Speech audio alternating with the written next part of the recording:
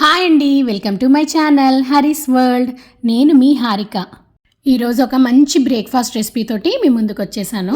బ్రేక్ఫాస్ట్కి కాదండి, డిన్నర్ కూడా. ఎప్పుడు చపాతీలు తినేవాళ్ళు కొంచెం వెరైటీగా తినాలి అనుకుంటే ఈ రెసిపీని ట్రై చేయొచ్చు.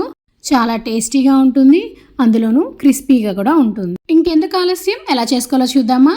ముందుగా 6 గంటలు శనగల్ని నానబెట్టుకొని ప్రెషర్ కుక్కర్లో 5 to 6 విజిల్స్ వచ్చేదాకా ఉడకనివ్వాలి. 2-3 విజిల్స్ ఎక్స్ట్రా వచ్చినా పర్వాలేదండి, మెత్తగా ఉడకాలి. ఈ విధంగా మెత్తగా ఉడికాక ఇది కొంచెం పక్కన పెట్టేసుకొని దీనికి కావాల్సిన పచ్చిమిర్చిని కూడా సన్నగా కట్ చేసుకోవాలి. ఇది శ్రావణ మాసం కాబట్టి చాలామంది కూడాను ఈ శనగలు అనేది అమ్మవారికి సమర్పించుకొని ఇస్తుంటారు కదా. చాలా శనగలు ఉండిపోయాయని చెప్పి ఈరోజు నేను బ్రేక్ఫాస్ట్ కింద ఈ తపాలా రొట్టె చేశాను.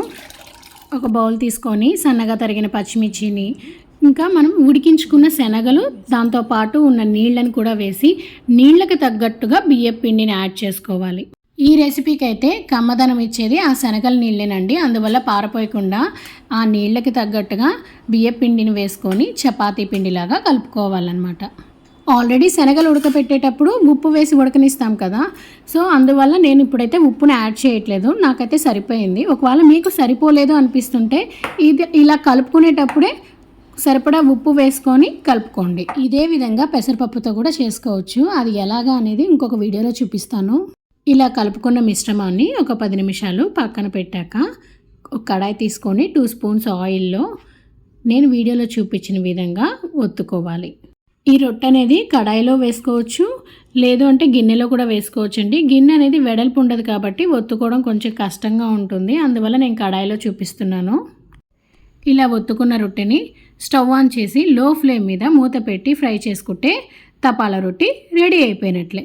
ఒత్తుకున్నాక గుంట పెట్టడం మర్చిపోకండి. ఒకవైపే ఫ్రై చేస్తాం కాబట్టి రెండో వైపు దాంట్లో ఒక ఆయిల్ వెళ్ళి చక్కగా మగ్గిపోతుంది. 10 నిమిషాల తర్వాత వేగిందా లేదా అని ఒకసారి మూత తీసి చూడండి. చూస్తున్నారు కదా, అసలు కొంచెం కూడా అంటుకోకుండా ఈజీగా వచ్చేసింది.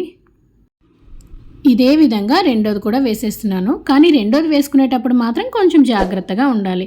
కడాయి అనేది వేడిగా ఉంటుంది కాబట్టి నిదానంగా వేసుకుంటే సరిపోతుంది.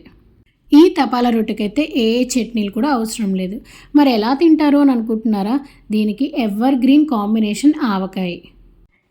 రొట్టె కమ్మదనానికి, ఆవకాయ పులుపు కారానికి ఎవరు తిన్నా పర్ఫెక్ట్ అనాల్సిందే. మరి మీలో ఎవరైనా నా వీడియోస్ని ఫస్ట్ టైం చూసినట్లయితే సబ్స్క్రైబ్ చేసుకోవడం మర్చిపోకండి. ఈ వీడియో కనుక నచ్చినట్లయితే లైక్ చేయండి, షేర్ చేయండి అండ్ ఫాలో అవ్వండి. ఇంకొక మంచి వీడియోతోటి మీ ముందుకు వస్తాను. Thank you for watching.